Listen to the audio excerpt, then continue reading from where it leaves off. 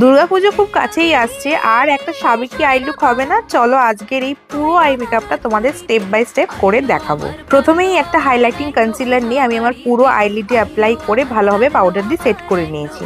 তারপরে সব থেকে লাইট ট্রানজিশন শেড নিয়ে কিন্তু আমি আমার পুরো আইলিডে লাগাচ্ছি। আস্তে আস্তে কালারটা বিল্ড করবো, একেবারেই অনেকটা কালার লাগাবো না। তারপরে তোমরা তোমাদের যে কোনো ফেভারিট কাজল নিয়ে পুরো ওয়াটার লাইনে লাগাতে পারো। কাজল ব্রাশটাকে নিয়ে পুরো কাজলটাকে চোখের তলায় খুব ধীরে ধীরে ব্লেন্ড করতে হবে, আর চোখের বাইরের দিকে একটা হালকা উইং টেনে দিতে হবে, যেরকম ভাবে আমি এখানে টেনেছি।